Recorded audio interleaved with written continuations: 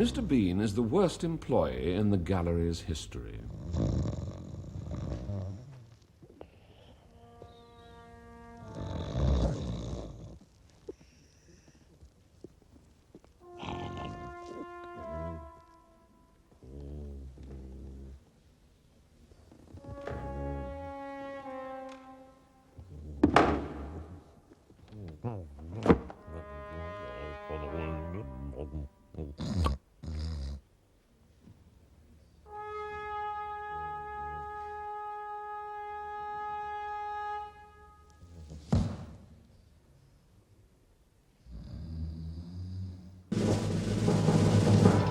Good afternoon, sir.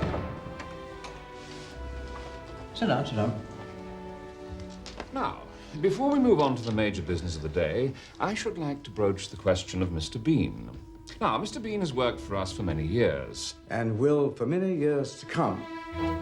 I employed this splendid young man when I was doing your job, Charles. And you can have my resignation if you go anywhere near him.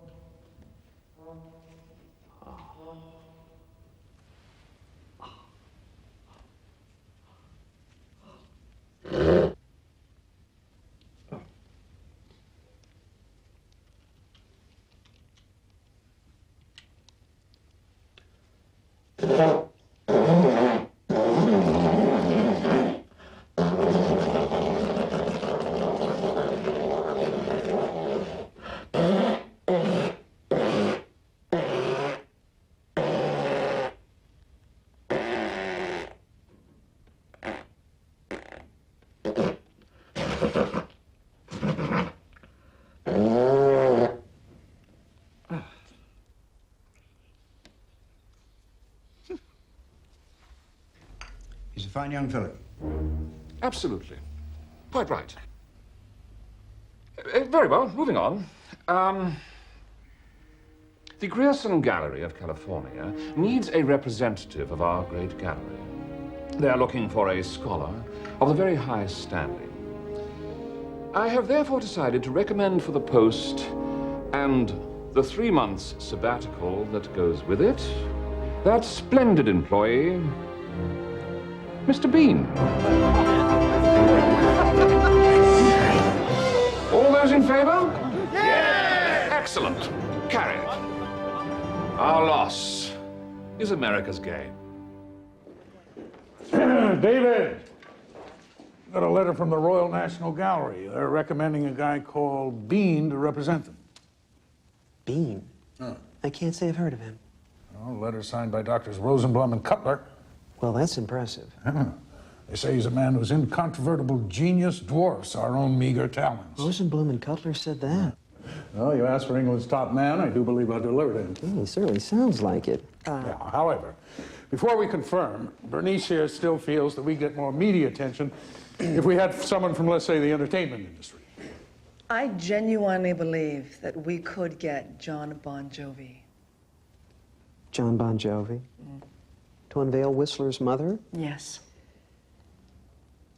I have nothing against John Bon Jovi. The man has had 2 great hairstyles in the last 10 years, which is an achievement not to be sniffed at. But so far as I know, Mr. Jovi knows absolutely nothing about 19th century Impressionism. Certainly hasn't mentioned it in any of his recent songs. No, but David... This is not a rock video.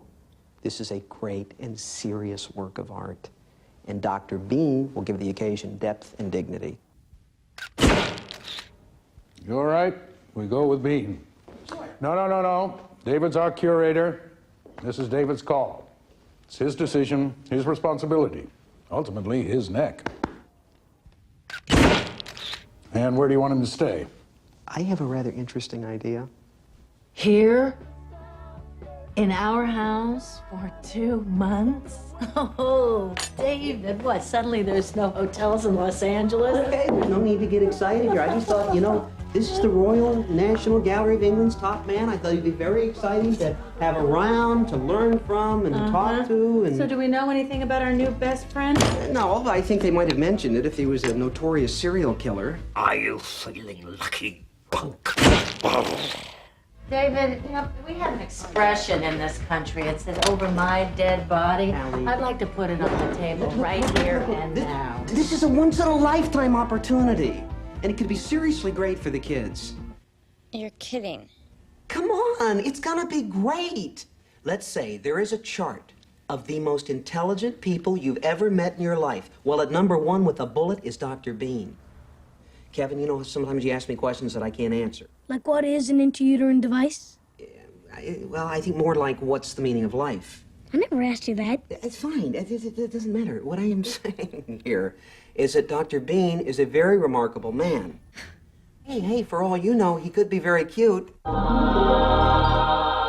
come on, the guy is gonna be a creep.